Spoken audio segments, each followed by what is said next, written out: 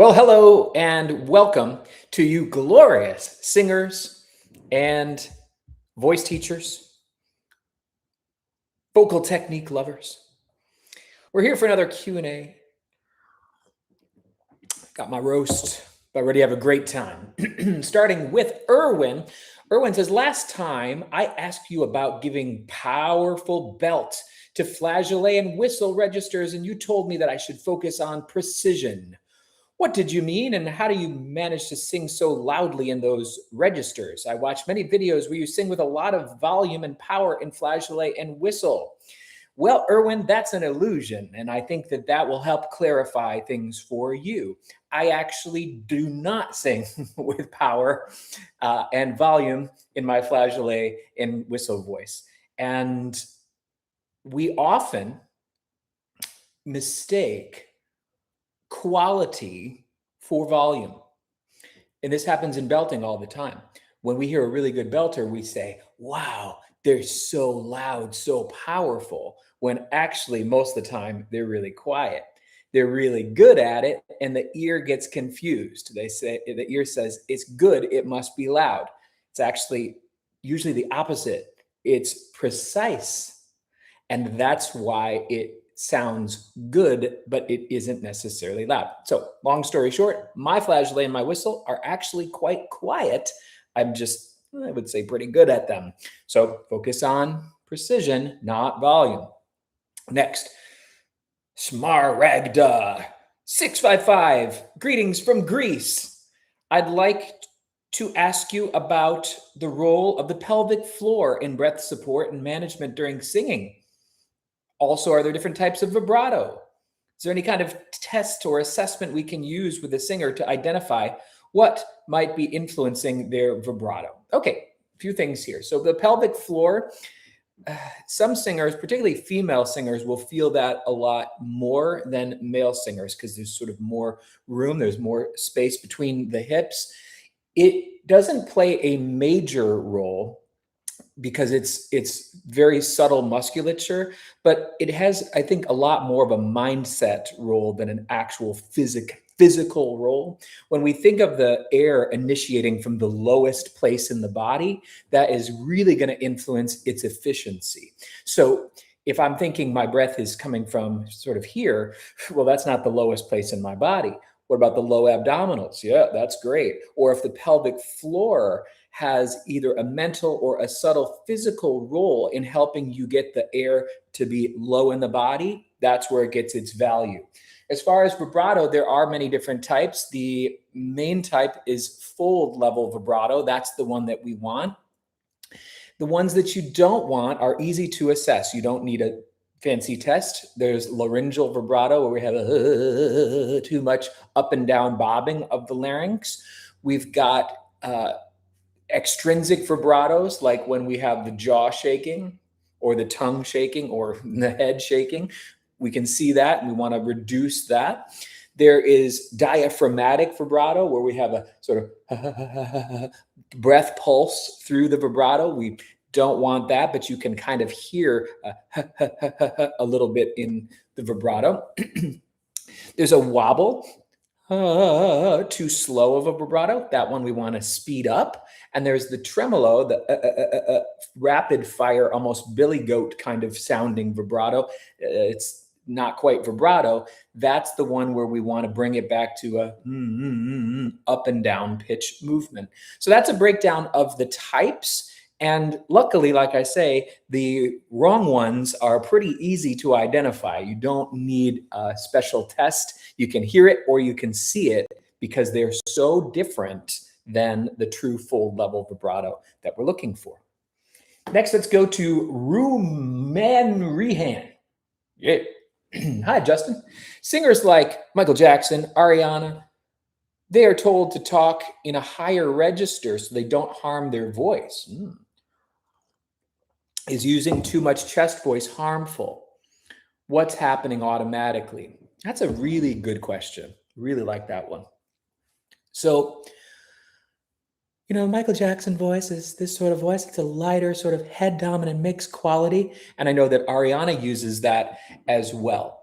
Would the chest voice be harmful to them? No. Actually, they could easily say, hello, I'm Michael Jackson. You could do that. You could do that. But I think that it's helpful for them because both of them live up in those lighter mixes all the time. If you're going to live up in a certain coordination and then you let your speaking voice be in that coordination, certainly it's helpful. So it's not one of these things where we have to say chest voice is bad, chest voice is harmful. It's not, but maybe it's helpful to talk in the register that you're going to sing the most in.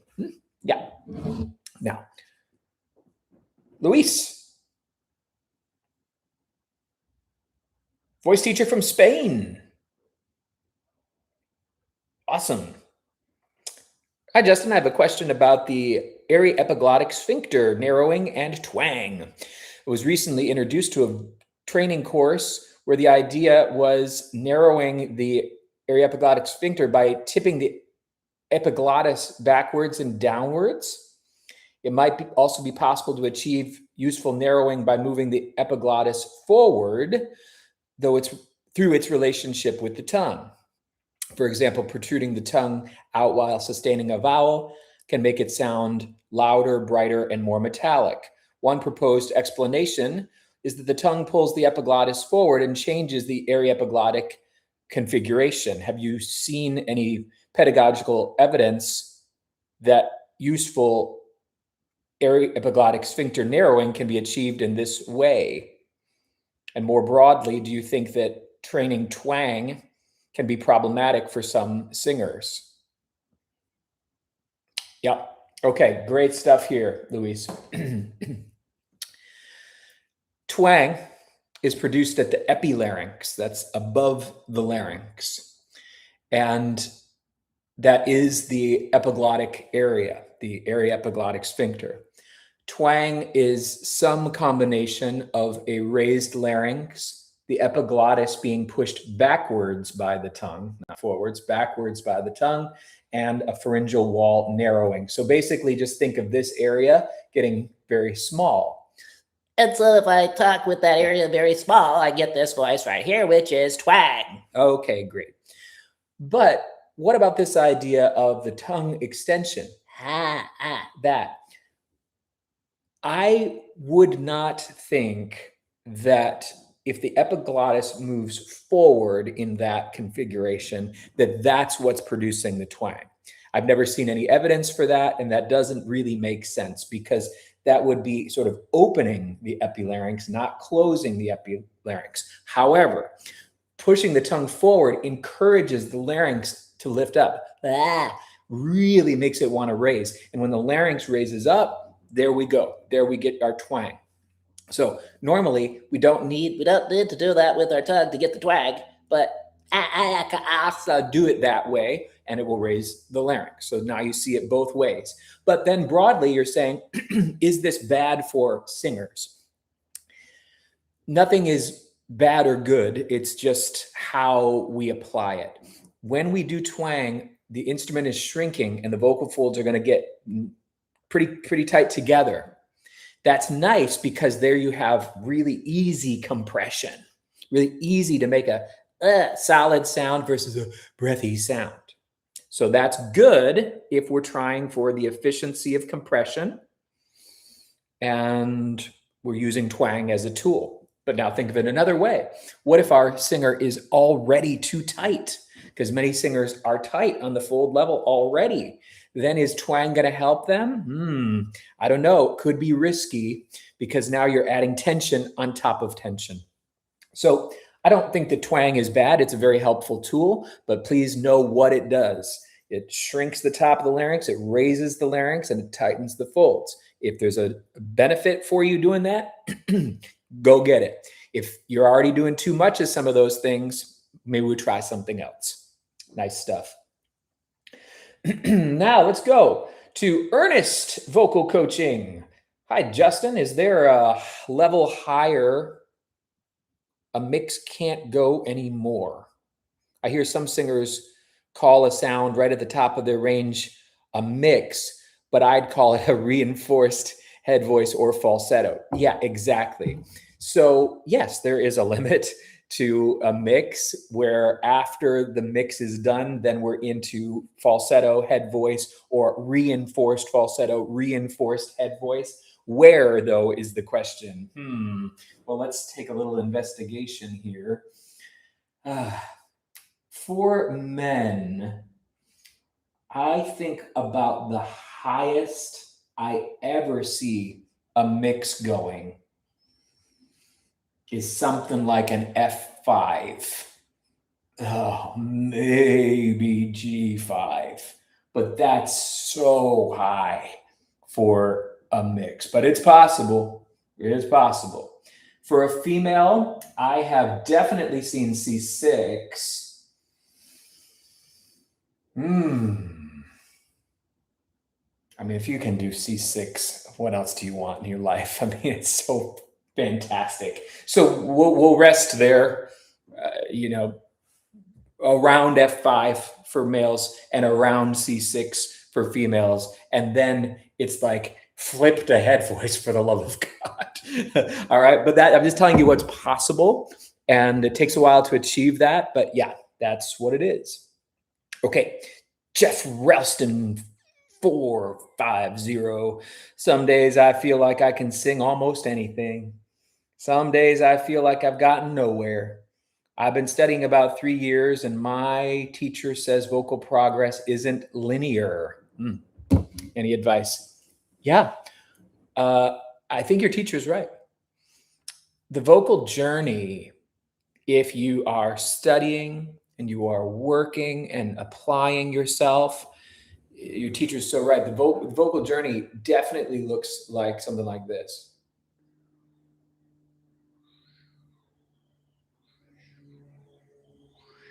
Okay, constantly making progress overall, but sometimes feeling like, oop, I had a setback. I'm not doing as well. Oh, now I'm doing better than ever. And then I'm stagnating. I'm going better than ever. If you keep going, you stay encouraged, and you think of it as just that, the vocal journey, then you're not going to get derailed, because just like any journey, there's some highs, there's some lows, there's some positives, there's some negatives, but you're gonna, if you enjoy the journey and don't think about the destination, that's the key.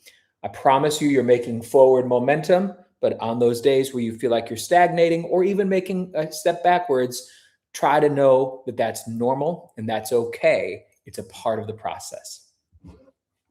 Let's go in for Erica Dawn Knight. Hi, Justin. I'm a beginner singer, and I'm wondering if you have any suggestions on what to do when my ears won't drain while singing. It is super annoying, almost to the point I have to quit singing. I don't know if I've ever heard of that before, Erica. I have to say, that sounds like something more for a doctor than a voice teacher. I don't know what correlation there would be to ears getting clogged up with, say, I don't know, fluid during singing. It's not something I've encountered, so I maybe would suggest talking to a doctor about that one. Let's go to Alex next. Could you share some tips for teaching multiple students? Yes, Alex, I can.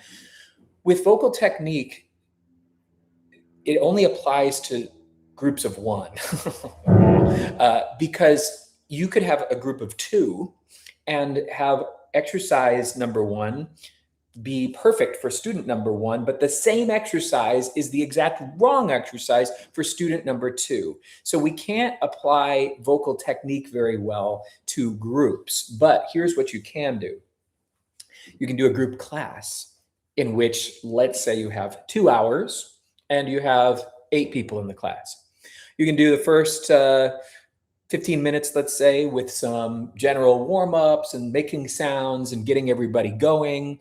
And then you're going to have person number 1 come up and you work with them individually, and the class learns by watching Student number 1, okay, great, there we go. And now student number 2 comes up, same thing happens. You work on technique. See everybody, did you see this great work? And there we go, round and round we go. That's my recommendation for teaching groups. If it's in a lesson and you have 3 people in an hour, 20 minutes, 20 minutes, 20 minutes, okay? But I do not suggest trying to apply technique to multiple people because it just gets to be messy really fast. Mr. Fulton Mraz. Hello, I have a big audition for this Sunday afternoon for Cinderella, the musical. And for my audition, I'm singing Beyond the Sea, and I've been losing my singing voice. What should I do? Well, Mr. Fulton, we need to determine why are you losing your voice. It's not a good sign if you're losing your voice. Maybe the key is too high. Maybe you are singing too loud. Maybe you're carrying up too much chest voice. For an audition, we never want to bring something in that we're not very comfortable with.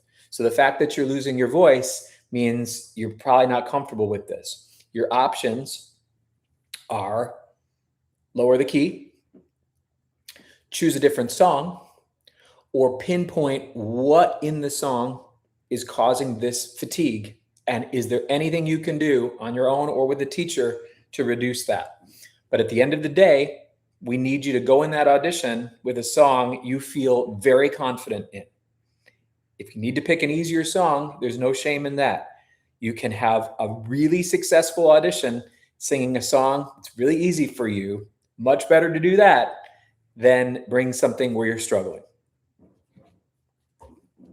Best of luck on your audition. I think you'll do great. Now, Melissa V with a student who has really good technique, but is still getting tired after long practices and after performances. What to do about somebody like this? My thought is that there must be something changing at the gigs. Sometimes when we have a performance, even with the best technique in the world, there's something about the stage energy and the adrenaline and the performance itself where we're putting more into it than we did in our practice routine. So my thought on this student is we need to look at the performance itself. Is there some sort of performance anxiety going on here? Is there something in the mind that says, I need to do more when I sing live for other people? And can we learn to actually be a little bit more casual up there? Because it's not that you want to lose your stage energy, but if your stage energy is causing you to lose your voice, then you're overdoing it. And if you're overdoing it, that means that you have room to do less.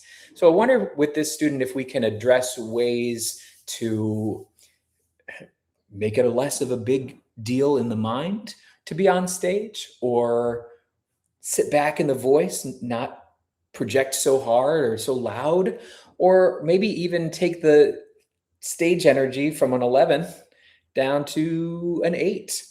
Can also have more of the acting and the storytelling and build into the storytelling something that's just a little bit more relaxed. These are my thoughts about this student. Really cool. Let's go to 𝗙𝗵𝗪𝗂𝗀6160. The first few tones of my song, I have support on notes above G4, but as soon as I go down lower than D4 in that phrase, my support collapses. I raise chest voice. A, I raise chest voice up. B, I lose air itself. Any tips? Okay, so the high notes are working better than the low notes, I see. Gotcha. Well, yes, this is going to be a compression issue, isn't it? Yeah, because we're losing air, but the note isn't very high.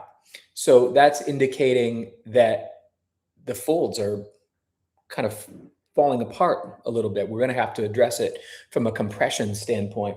In this case, I think I'm going to recommend glottals for you. You can do glottal exercises on any vowel. So glottal, the sound like a, e, o, u. Every vowel naturally will start with a glottal. So you can go through your middle voice and do things like this. Right? And have a glottal each time. Or even those little rapid onsets. All of that's going to train the folds to get together a little bit better. Then after you've done that, we turn it into a more legato phrase. And watch out for things like where we're leaking that air. The folds are too breathy and air is getting through. That's what you're going to need to do to seal up that middle voice the way it sounds like your high notes are sealed up. Cool. 𝗪𝗁𝗀𝗯𝗀 𝗙𝗪𝗀. What's the best approach to vocal fatigue? And how can I differentiate fatigue from a lack of coordination? When I'm given a major key or chord, I struggle to enter the melody without cheat notes. Okay. Vocal fatigue, 𝗪𝗁𝗀𝗀, is you're getting hoarse. Notes are just cutting out randomly. You try to go up into head voice and nothing is there. Or you try to onset a note and you have a catch. Those are signs of swelling and fatigue at the folds. If you are just learning a new skill and there's lots of messy noises and flat and cracking and things like that, that's not fatigue. That's just learning a new coordination. You'll know that it's fatigue because it's not changeable. It just sort of sits there. There's nothing you can do about it. You'll know it's coordination when you try it this time and it worked, and then this time it didn't work, and this time it kind of worked, and it's sort of, you're learning it, but there's the ability to do at least one good one. That's coordination. You got no control over it. That's fatigue. As far as not going like,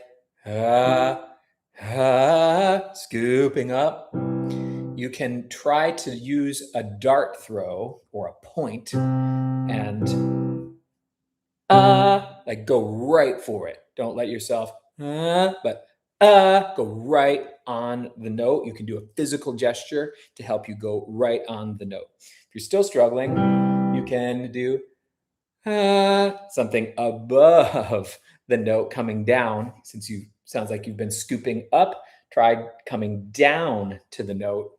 That can help too. Let's go to 𝗪𝗂𝗪𝗂𝗪𝗂 4947. Hey, Justin, professional piano player, been singing for a year and a half. What's your suggested approach for finding mixed voice? Not strengthening it, but finding it. Should I just focus on head and chest instead? Well, I'm pretty sure you already found it. And that's the key information here.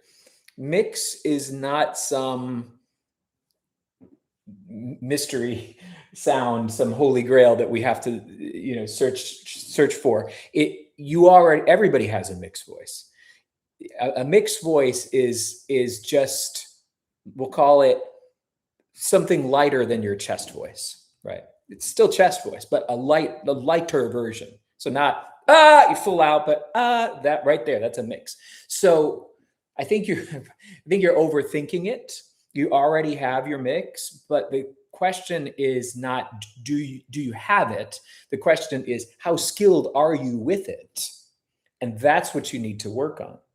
We need, for example, I could let my voice just go like ma ma ma ma, and like just go to falsetto, or I could like ma ma ma ma ma ma ma ma ma from the lightest of all possible mixes, ma ma ma ma ma ma ma ma ma, add something to it, ma ma ma ma ma ma ma ma ma ma, add something to it, ma ma ma ma ma ma ma ma ma ma, add something to it, or blast the chest, ma ma ma ma. I could do all those different things. There's a lot of control there. You want to work on the control. You want to work on the lighter mixes, the chestier mixes, the things in between. What options do you have with your mix? So don't worry about finding it. You already have it. It's now what can you build with it? Possum Studios. Cool. Hi, Justin. I've seen twang described as a gestalt quality where it's a combination of a smaller size and buzzier sound. Any thoughts on that or gestalt qualities as a whole? Some might say so. I don't know that we need to think of it all of these ways, though. I think it's simpler than all that. If you're asking me what is twang, I would simplify it down to an internal brightening of the voice. That's one way to simplify it down. What is brightening? Boosting higher overtones, harmonics, boosting the notes above the note. Okay, so we're boosting those higher frequencies, right? Then, so that's brightening. That's what I would call brightening, boosting those frequencies. And then the question is, how are they brightening? It's on the inside. The top of the larynx, as we talked about earlier with Luis, the top of the larynx, the larynx raises, the epiglottis gets pushed back, the pharyngeal wall comes together. So we have an internal brightening. An internal brightening, and that's what twang is. If you want to discuss the qualities or the buzz or the metallics and all of these things, yeah, it's cool with me, but I think it can be simpler than that. And I hope what I just said makes it as, I don't know how we can go any simpler than that.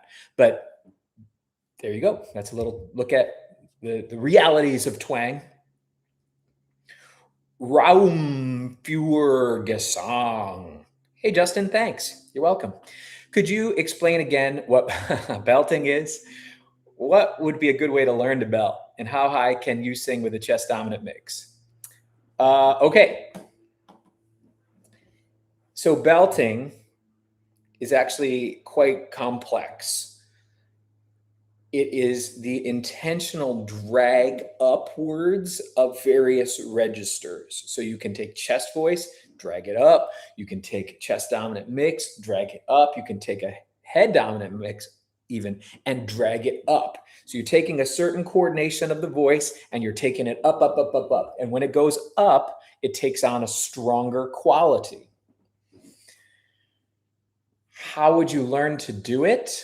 You would work on, first of all, knowing where those parts of your voice are. Chest voice, haha, chest dominant mix, and 50-50 mix, and be able to take them up with various exercises. I suggest compression-based exercises. Real simple. You can do something like we've talked about in the past, GOG, and we're going to go up there. And we're going to go, go, go, go, go, go, go, go, go, go, go, go, go. And the second that we start getting this, go, go, go, go, oops, you didn't drag it up.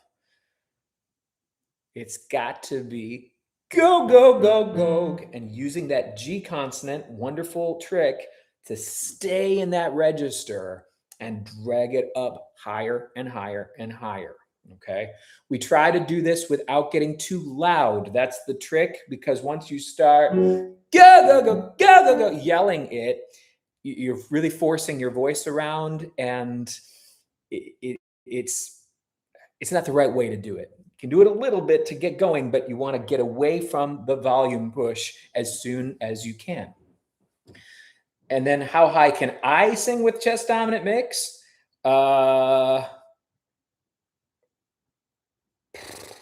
Probably C5.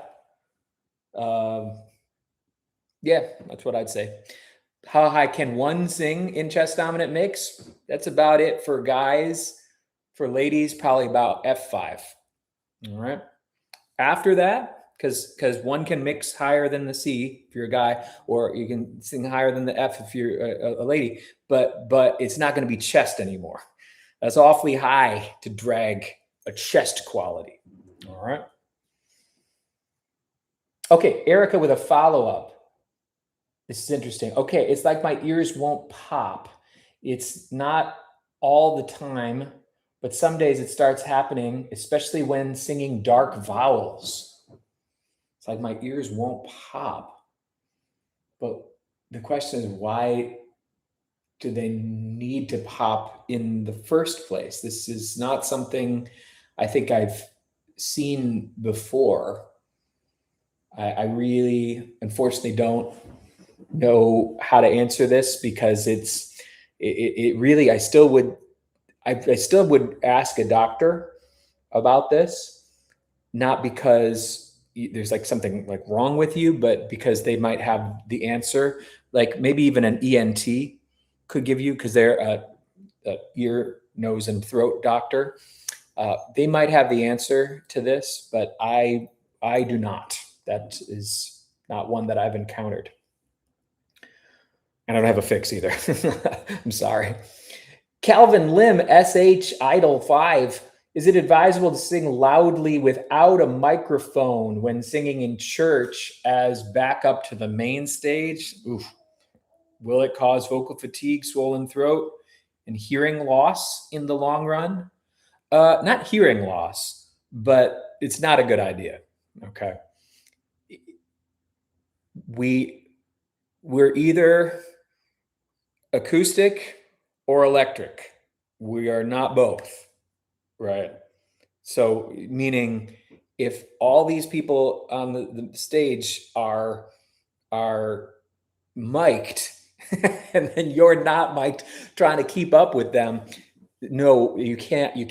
If everybody was acoustic, well, then that's different. Now we have an even playing field, but you trying to project your voice over amplifiers and microphones and instruments is definitely a bad idea.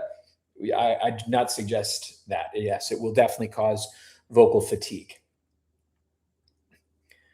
Menuodemba 7284. I have a question. Do you have any advice for properly coordinating the thyrohyoid muscles?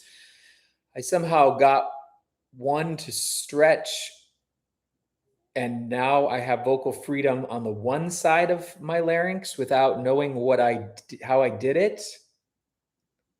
That is also something that I've never seen. I don't think that's possible. I'm open-minded here, but you're telling me you lifted one side of your larynx, but not the other?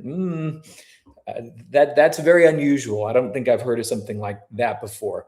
Maybe you could clarify what's going on there. But I would also simplify this down, because yes, the thyrohyoid is a key player down here, but I don't think it's going to be that valuable to say, let's get the thyrohyoid to work better. It's more the larynx positions, right? I would hope that you could work through all of them in eventually a way, something like this.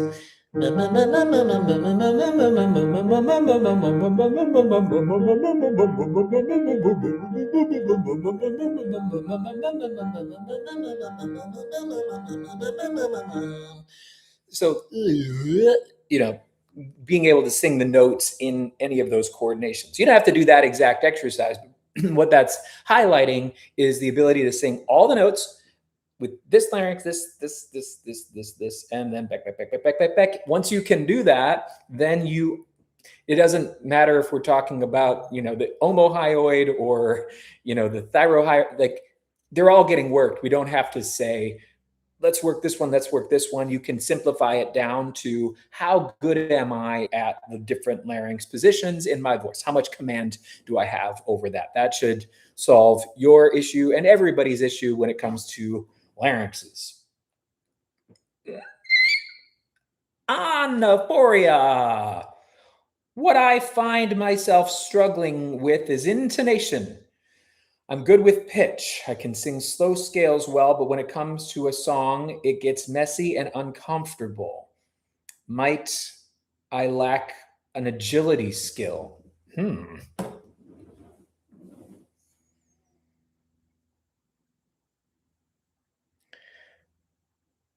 I would wonder, 𝗙𝗓𝗪𝗧, how high or how rangy you can go with those scales. And I would also wonder if they are truly like scales, like mum, mum, mum, mum, mum, mum, mum, mum, mum, or if they're more like leaps, mum, mum, mum, mum, mum, things like that. Because if you can do like mum, mum, mum, mum, mum, mum, mum, mum, mum, mum, mum, mum, mum, and you can go very high, like a good range there, in theory should be no reason that you can't go and sing a song. I wonder if the songs end up out of the range that you're comfortable singing. And so you worked your scales here, but then the notes actually kind of go up here, and then you're scooping and out of tune because those notes aren't trained yet. If I'm right, maybe you can put the song keys down where you are comfortable singing and then see how that goes. You can also take the vowel that you're working on so well, let's say it's mum, mum, mum, or even if it's a simple ah vowel, try the song without the lyrics on a sound that's working really well for you. Just sing the melody on the sound that's working. That also can help you bridge the gap from your technique work to your song work. Mia Vocal Coach 3550. Hey, Justin, I've been to your voice teacher training course. Oh, yeah, Mia. Great. And that's been very helpful with a ton of information.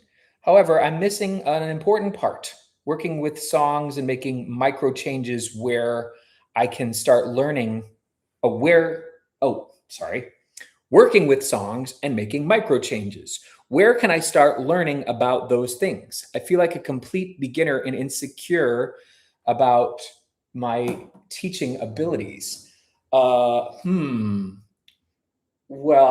are you talking style or are you talking technique? Because with technique, we just need to sort of stop in the moment and address an issue. Is it flat? Okay, we'll pause, we'll fix the pitch. Is it too high of a larynx? We'll pause, we'll lower the larynx. Is it cracking? We'll pause, we will insert compression and make sure that note is solid. So from a technical perspective, you need to use your ears to discern what technical problem there is, and then what's the exercise or fix for that problem right there in the moment. If it's stylistic, the cool thing is you don't have to know it. We have the recording. The recording is where you can rely on. Go back, listen with your singer to the recording of the artist that they would like to sing, and break down together what you're hearing. What registers do you hear? What dynamics do you hear? Where is their straight tone? Where is their vibrato? Where is there a riff or run?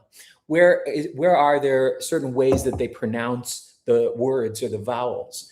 Listen with your singer and see if you can come up with a little bit of a list of, well, we're going to make sure we're singing with a high larynx. We're going to do these vowels. We're going to do these registers. You're going to put a vibrato here. You're going to put a riff there. You get that information, not from a class, not from a book. You get that information from the artist. So doing the listening in the lesson. See, sometimes in lessons, us teachers might think it's sort of like a waste of lesson time to be doing listening, but it's definitely not. Take your time, spend, I don't know, maybe up to 10 minutes listening, analyzing, and discussing what you hear.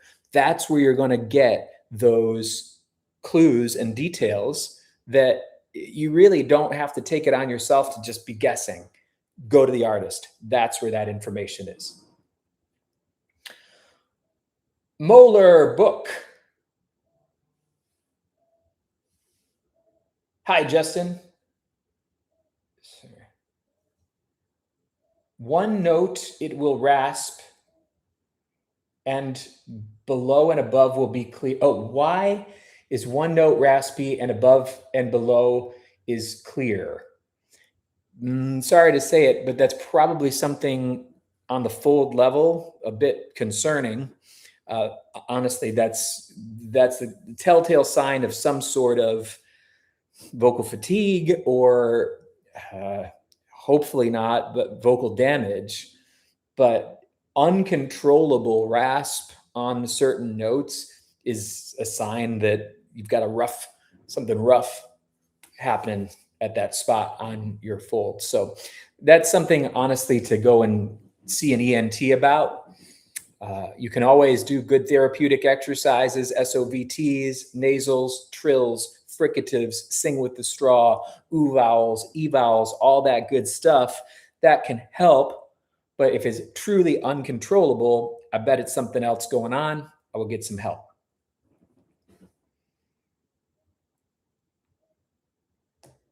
Okay. We've got some clips now.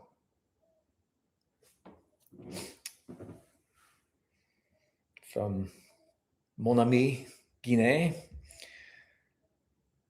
Says, I've changed my mind for the song for my classical audition. Okay, I've picked Conte Paratiro, Andrea Bocelli. I've tried to put less nasality in the sound as you told me. Here's the audio from the new sound. I'm working tonight. So if you can save me for the end of the Q&A that we tried, and you watch the replay. Sounds good. Let's hear it. Guinée.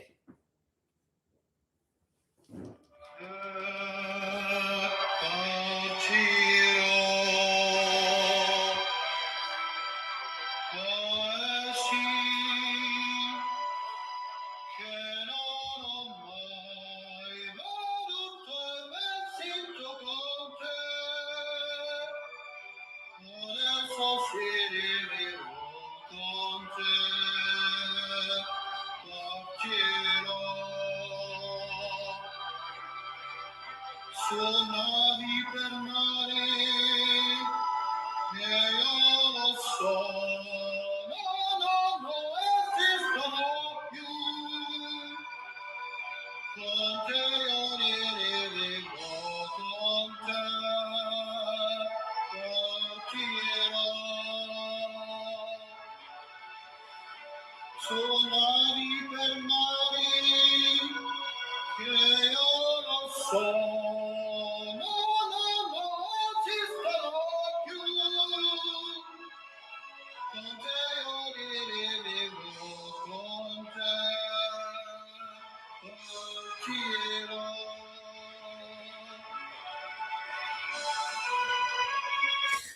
Okay, very nice. This is definitely a better choice than what you were doing before. This is a major step up. So I'm thrilled that you made this pivot. The biggest thing I want you to focus on is some of those middle notes. You're doing a pretty good job of keeping a lower larynx and a fuller sound. We want this. You took out most of the nasal resonance. Good. You have a darker quality and a chesty quality. You want to stay with that. Problem with a chesty and dark quality is it can sometimes make pitches a little bit south. In the middle notes, not even so much your higher notes, the middle notes, there's several that are just a little under, or they're under and then they pull themselves up. You need those to be right on up with energy throughout the middle voice. So watch that. Energize and lift those middle notes, and that will polish this up even more. Next. Lean to lecture 3289. I can't sing a note for long enough, like in songs. Are those real performances or studio? Should I try to learn to do it? Well, we do want to have long sustains in our singing. There are certain notes that they cheated in the studio, so no, you don't have to do those. But you do need to learn to sustain your voice. And I'll say this, if you can hold a note for 10 seconds, you're in pretty good shape. Can we build upon that? Yes. But make that a goal. Hold out any note that you wanted to hit for 10 seconds. To build up to that, we can do great breathing exercises. We can start with a hiss. And you can try my old hiss contest and see how long can you hold that hiss. I bet you can hold it for 30 seconds or more. But that's just hissing. It's not singing, but it prepares the breath. Then you can do things like a voiced fricative. So instead of s, make it z. Then we could zzz and hold that z. You can also do trills and hold that trill. Once you're holding those things, fricatives or trills for 10, 15, maybe 20 seconds, open it up to a vowel. And hold. And then you can later add vibrato, things like that. But you do need to be able to sustain the notes, not just hit them. So build it with your breathing, build it with your trills and fricatives, hold those vowels, hold them with vibrato, and you'll surprise yourself. We have a follow-up from 𝗙𝗪𝗧. My range is B2 to G5. Oh, geez. Female. I see how agility might be the wrong term. I mean, faster note changes or octave jumps get tough, most of all when adding words going higher. Yeah, okay. Yep, I get it. So you need to work bigger intervals. And I will recommend an exercise like this one for you. We'll do it on a hum. It's octaves. If that's not enough for you, you can do tenths. That's 110, 110, 110, 110. That's a little advanced. So start with actually fifths and do. Graduate to sixths. And then the octaves or. That will help you. You might also consider this classic vocal exercise, which is a 1, 5, 7, 1 chord progression. And again, it sounds like this.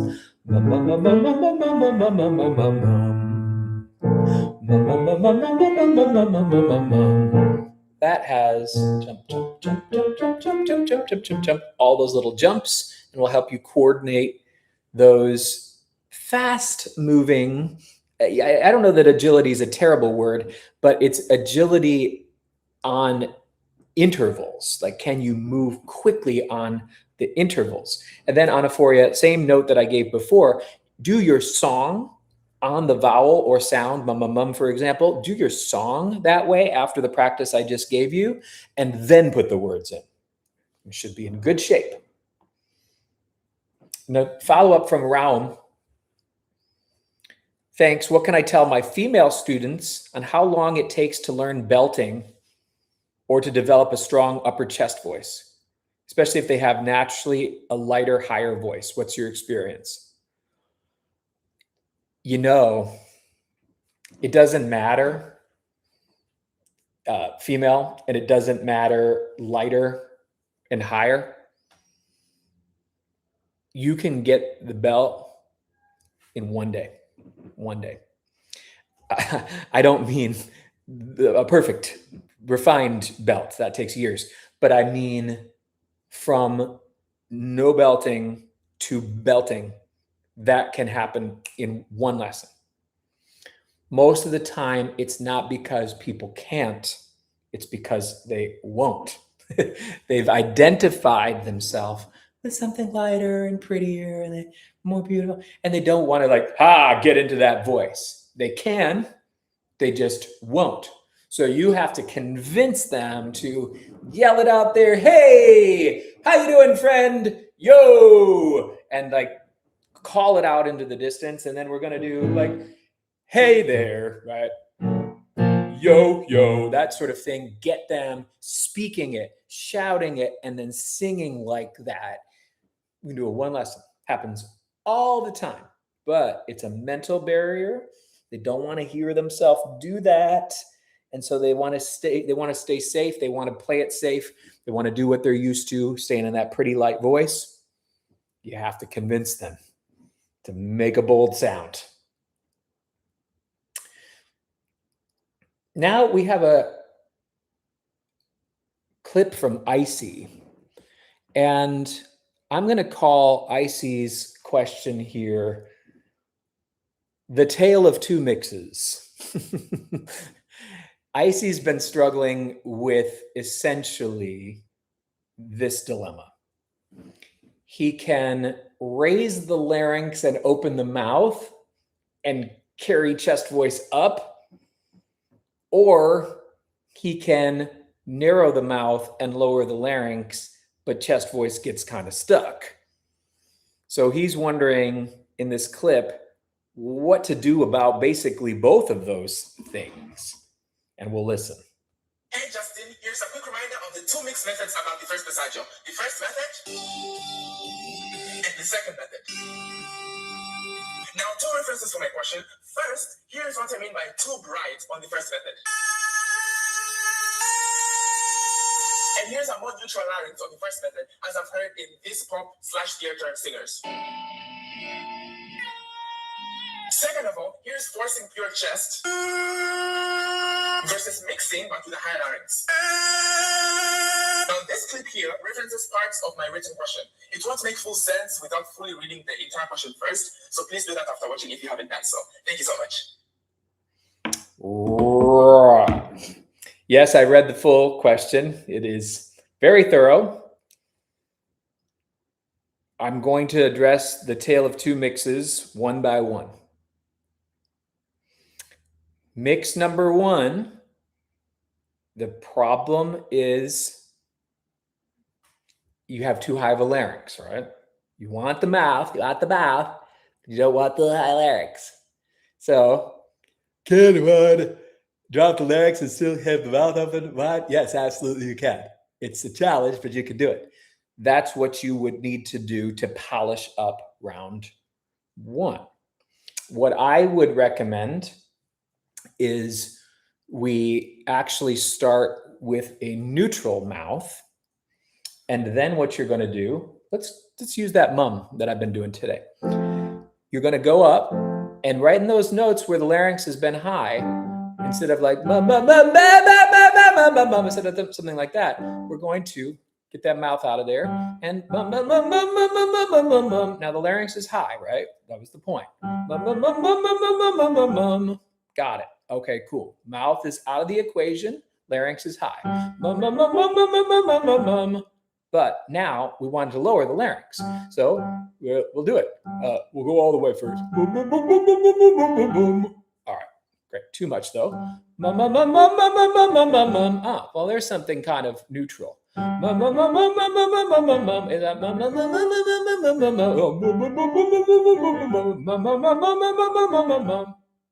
Cool. I've resolved the key piece of that puzzle. I got the larynx to lower.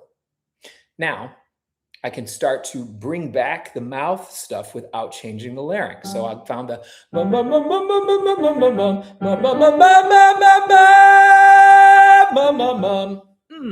Great. Now I get that sort of shoutier quality, my mouth wider, but the larynx didn't go all the way north.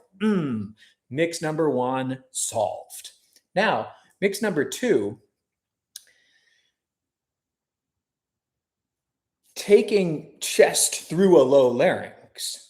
We'll get rid of the mum because the M's not going to help us here. We need the power. So we'll go to a G and we'll use a gug sound. And then my goal is gug, gug, gug, gug, gug, gug, gug, gug, deliver the chest. Gug, gug, gug, gug, gug, gug, gug, gug. Keep delivering the chest with a low larynx. All right, great. But the problem that we have here is that you're getting into like gug, gug, gug, gug, gug, like some vocal distortion, the fry.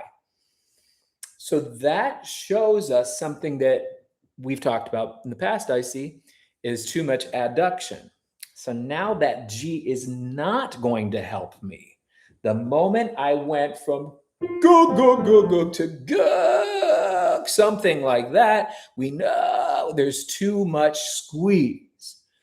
So we're going to take the G out, and then you could do, let's say, I'll give you a fricative, should be perfect.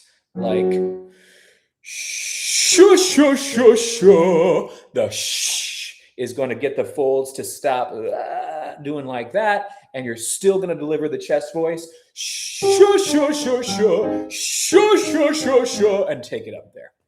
That's a tale of 2 mixes. That was fun. Next, we have 𝗖𝗙 𝗊𝗀𝗋, another 𝗙cie. This is 𝗖𝗙 𝗊𝗋𝗀, though. 𝗖𝗙 𝗊𝗋𝗀, 1954. How to fix tongue retraction. Tongue retraction. Yeah. Easy fix, actually. Our buddy NG. World's greatest vocal exercise. I stand behind it. Okay, so that's like NG as in sing. This voice. That consonant. Now, you exercise an NG. Sure, but then we're going to do it with every vowel. We're going to have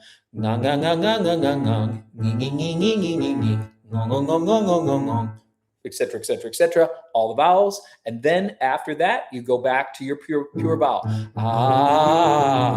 And if it goes come on back here, and that's your fix. NG, what a pal. Still the king after all these years. 𝗪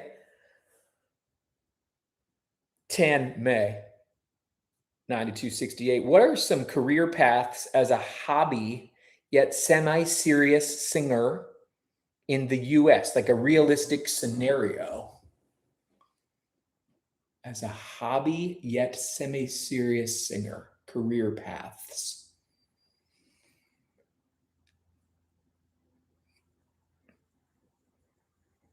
Well,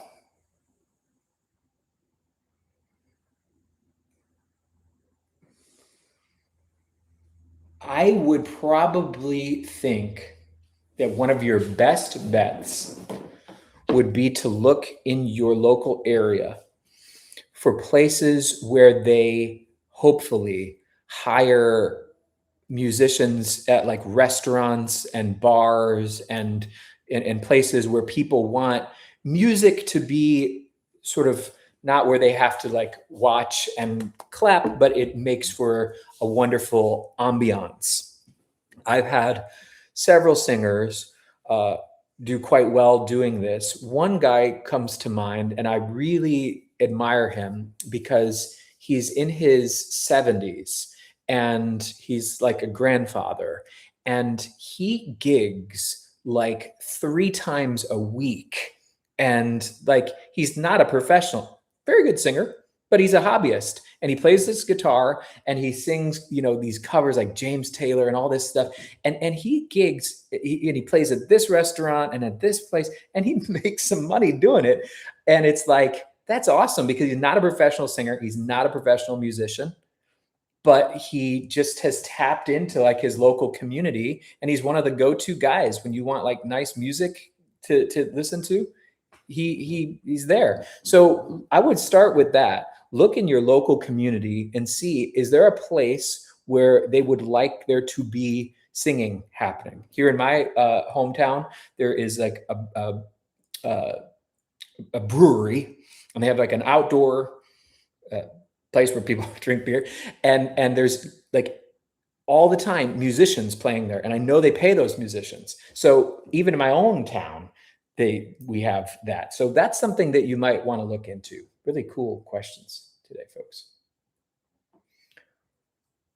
Whoa, we have a lot more. Okay, we're gonna keep plowing. Sue Lovely, can you really? Can you really? I feel like hooty fluty voice like Ariana Grande would never be able to create a really chesty belt like Kelly Clarkson.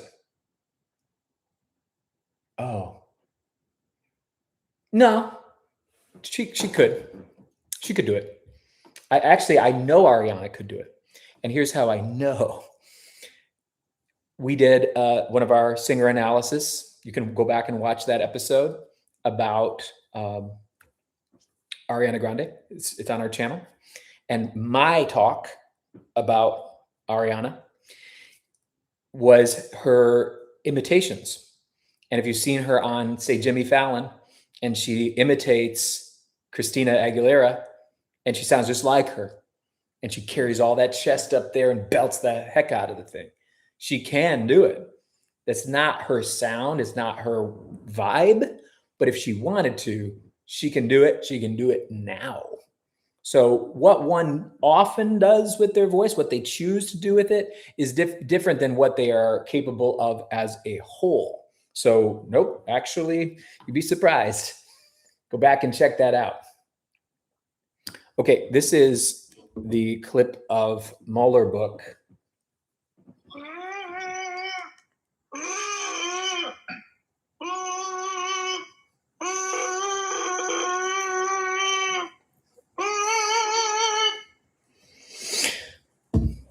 As I said, get thee to an ENT, please. That you don't. That doesn't sound. That's concerning. Okay, so I'm just being real with you. You need to see an ENT. Something's not right there. Okay. The therapeutic exercises I gave you still apply because they're not going to hurt you. You don't have to like go silent. They're going to help, but that doesn't sound like something that SOVT exercises alone can fix. You're probably going to have to see some sort of speech language pathologist on this. Okay, now we have another clip from Tess.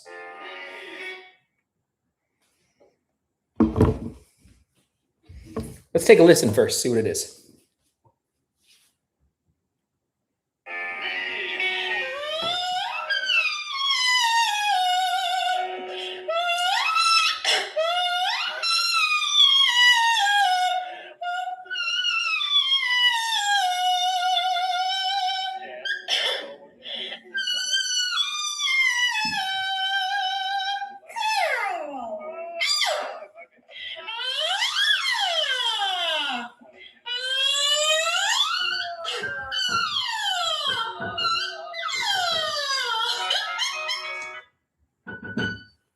Okay.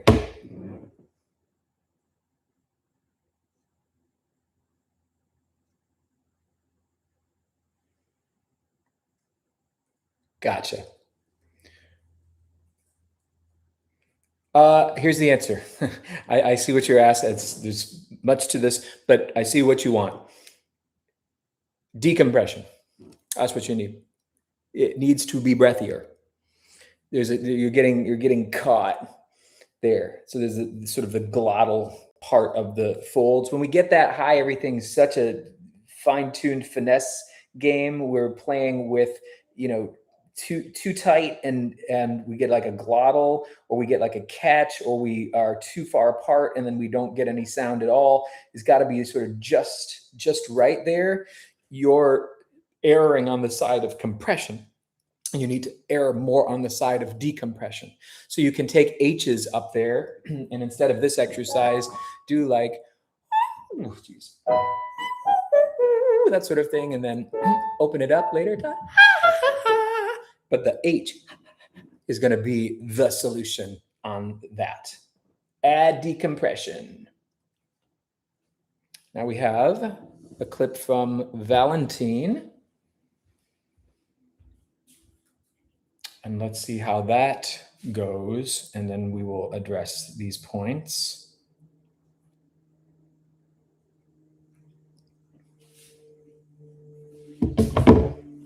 It's Valentine.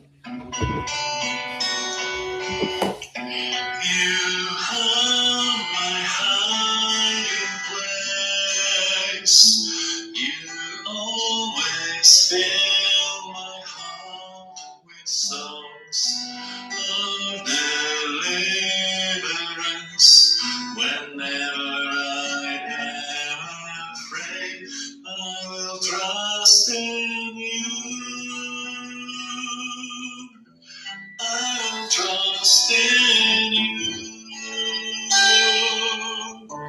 Let the weak say I am strong in the strength of the Lord. I will trust in you. Okay, quite beautiful. You're doing very well, my friend. You're asking here about how you can add more compression, what is missing, and I'll tell you exactly what's missing. That's too much nasal resonance. And I'm all for nasal resonance when it's the time to do it. But here it's too low in the voice to be having all of that nasal. And what does the nasal do for us that's so helpful? It turns down the dial when the voice is getting too big and belty. It helps us balance things out. So here you're saying, I want it to be more compressed, more clear, yet the nasal is working against you, working against you. It's sort of like, you know, driving with the parking brake on sort of feeling there. So what you need to do is you can do that song and place hands right on your nostrils.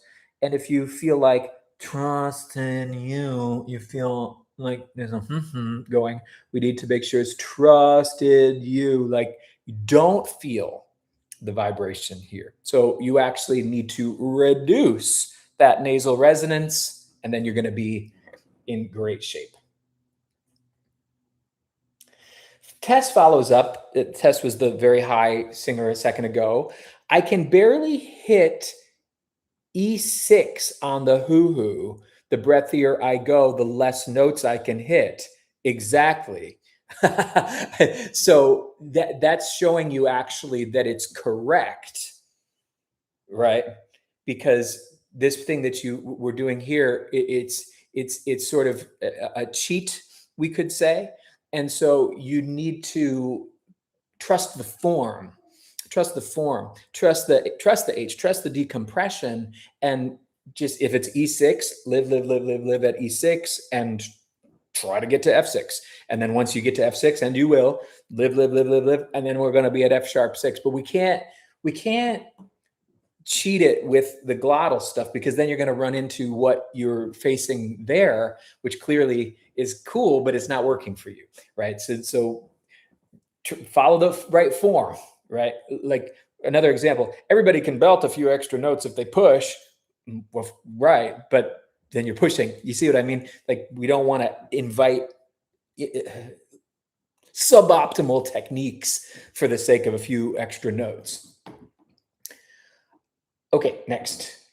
𝗪 serial code. How do you approach songs like Impossible from Nothing But Thieves? I feel like Connor Mason sounds with a light voice, but at the same time, a shout quality to it. That's all about the mix. And, you know, we've discussed it a lot today. We've discussed it in the past, but if you can find lighter qualities to the folds, like head dominant mix and 50-50 mix, you can take things way the heck up there and it feels easy. It feels light, but it also kind of sounds like a belt or like a shout. So finding your head dominant mix in particular, which is this voice right here, and then you're going up and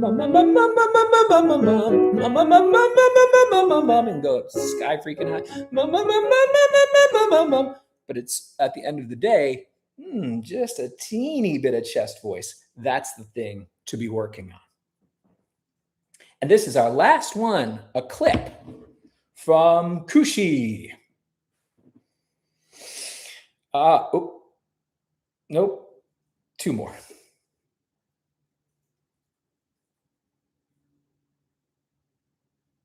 We're going to add this one.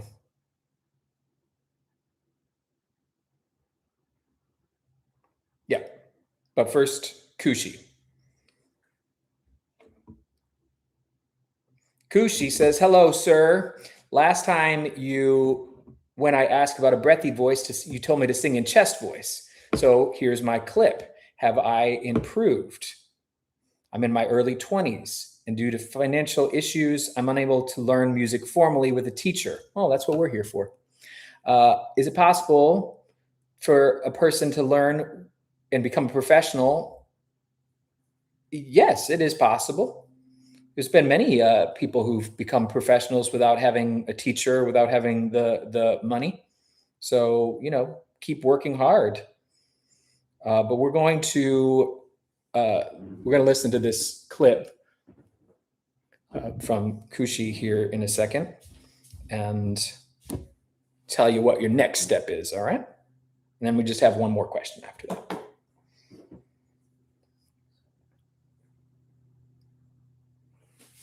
All right, here's 𝗙ощ. Let's see how she's doing.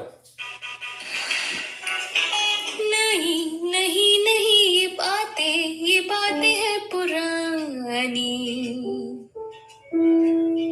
कैसी पहेली है ये, कैसी पहेली जिंदगानी। थामा हरों का इसको किसने, है ये तो बहता पानी। कैसी पहेली है ये, कैसी पहेली जिंदगानी। ला ला ला ला ला ला ला ला ला zuu zuu zuu zuu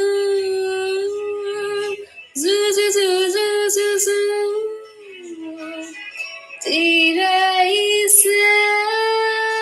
Well, 𝗙ощ, that's a major improvement on what you were doing before. So congratulations, you added a lot more chest voice.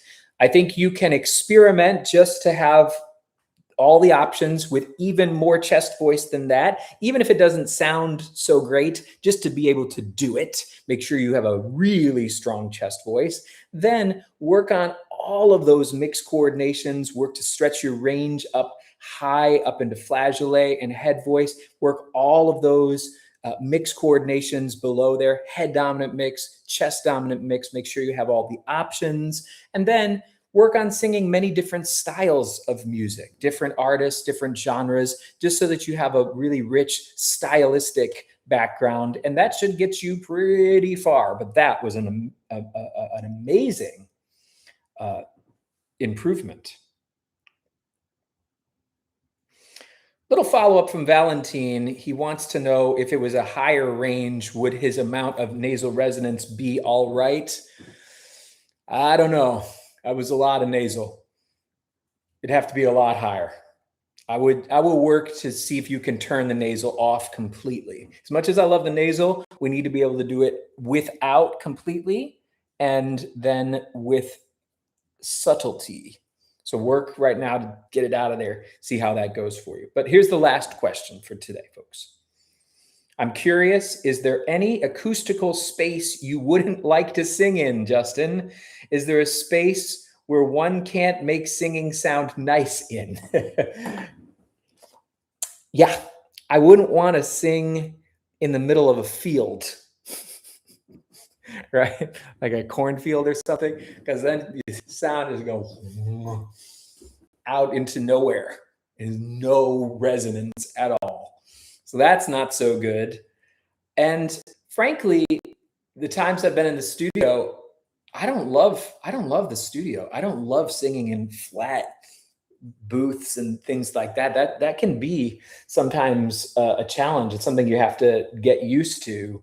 But I definitely prefer more live environments, a little bit more echo, a little bit more reverb. But that's just my personal choice. Some people don't like that, so it's whatever you like.